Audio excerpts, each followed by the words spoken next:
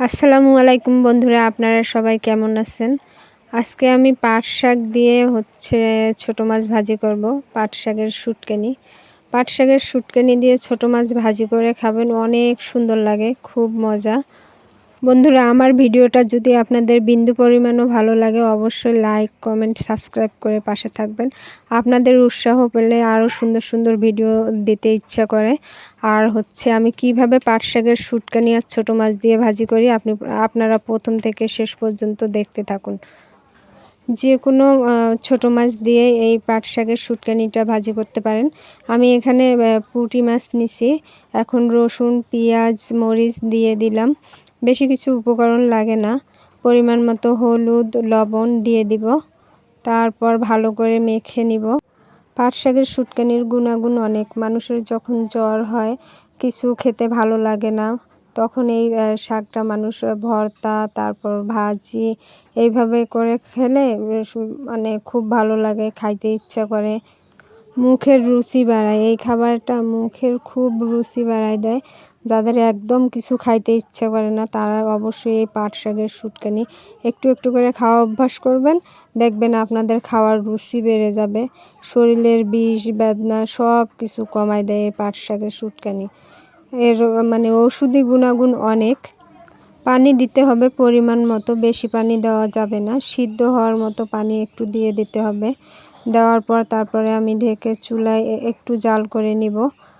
নেওয়ার পর যখন একটু মাছটা সেদ্ধ হয়ে আসবে, তারপরে পাট শাকগুলো দিয়ে দিব।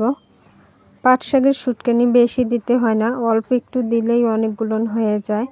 এগুলান যখন জাল করা হয় তখন ওটা ফুলে উঠে আর অনেক বেশি দেখা যায়। আমি এখন পাট শাকগুলো এক ধোয়া দিয়ে নিব, কিন্তু না ধুলেও চলে। আমি এখন ধুয়েই নিব, এক ধোয়া দিয়ে দেই। এই যে একটুকুই নিছি, বেশি পরিমাণ দিতে হয় না, অল্প একটু দিবেন, ওইগুলানে অনেকগুলান হয়ে যাবে। এখন এই যে আমার মাছটাও হয়ে গেছে প্রায়। এখন শুটকানিটা উপরে ছিটাই দিব। রংপুর কুড়িগ্রামের মানুষরা এই খাবারটা ভীষণ পছন্দ করে। তারা যখন পানিবন্দী হয়ে পড়ে, শুকনো খাবার থাকে না, তখন এই পাট শাকের শুটকানিটা তারা রান্না করে খায়। নদী থেকে মাছ মারে আর এই মাছ দিয়েই পাট শাকের শুটকানিটা রান্না করে। আর এইটা শুটকানি খেতে ভীষণ ভীষণ মজা লাগে। বন্ধুরা, আপনারাও অবশ্যই একবার এইভাবে রান্না করবেন, করে খেয়ে দেখবেন আর কমেন্টে জানাবেন খেতে কেমন লাগলো। এই খাবারটা কিন্তু তিতো লাগে, তা বারবার বলে দিচ্ছি। যারা তিতো খাইতে পারেন তাদের জন্য খুব ভালো, আর যাদের অভ্যাস নেই তারা অবশ্যই একটু একটু করে খেয়ে অভ্যাস করবেন।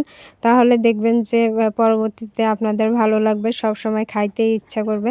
দেখেন আমার এখন ভাজিটা হয়ে গেছে, একটু পোড়া পোড়া করব ভাজিটা। পোড়া পোড়া হয়ে গেছে, এখন নেমে ফেলবো। দেখেন ভাজি করার পর কত সুন্দর লোভনীয়, কত সুন্দর দেখতে হয়েছে, খাইতেও তেমন মজা, অনেক টেস্টি। আর আমার ভিডিওটা ভালো লাগলে অবশ্যই অবশ্যই আমাকে সব সময় সাপোর্ট করবেন। আপনাদের দোয়া পেলে আরও এগিয়ে যাব সামনের দিকে। সবাই ভালো থাকবেন, দোয়া করবেন। আল্লাহ হাফেজ।